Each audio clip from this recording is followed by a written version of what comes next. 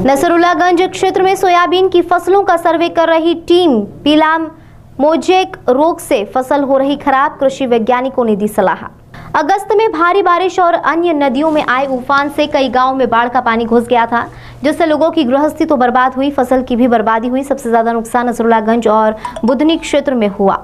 इसके बाद प्रशासन ने फसल का सर्वे कराने के लिए टीम लगाई। नसरुल्लागंज के गांव में बाढ़ का पानी घुस गया था, इसलिए कई किसानों की सोयाबीन की फसल पानी में सड़ गई, खराब हो गई और फसलों में रोग लग गया था। साथ ही फसलें सूख रही थी, उन पर पीला मोजेक रोग बढ़ रहा था।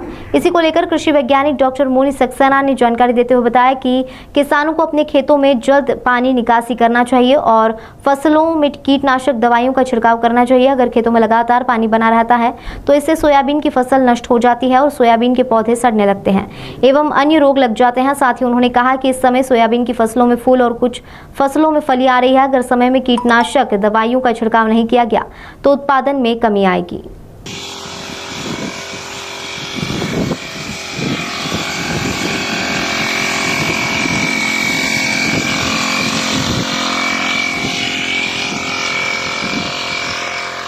सोयाबीन की फसल अभी जो है कुछ किसानों के फूल की अवस्था में है और कुछ समय दाने भरने की अवस्था में है। तो कुछ खेतों में हमने देखा कि समस्या आ रही, पौधे दूर से कुछ पीले पीले से दिखाई दे रहे हैं।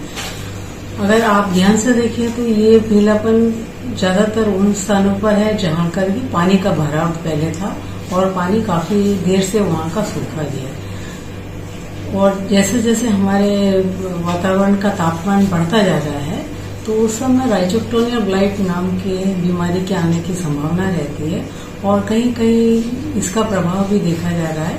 इसमें पौधे आपको एकदम से मुरझाते हुए दिखाई देते हैं और उसको उखाड़ के देखने पर जो है जड़ें वगैरह तो स्वस्थ दिखाई देती हैं, परंतु जो पत्तियां हैं वो पूरी झुलसी हुई सी दिखाई देती है।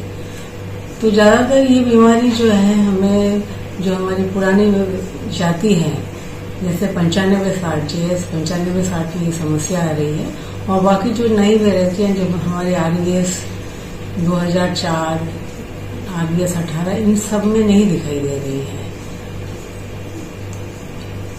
जहां पर ये 5 से 10% तक है तो हम यहाँ इसकी थोड़ी बहुत फंजीसाइड मतलब फफूंदनाशक के स्प्रे के द्वारा कुछ उसके फैलाव को रोक सकते हैं। इसके लिए ट्यूबेक्विनोलोजोल या ट्यूबेक्विनोलोजोल प्लस सल्फर नाम की दवा आती है।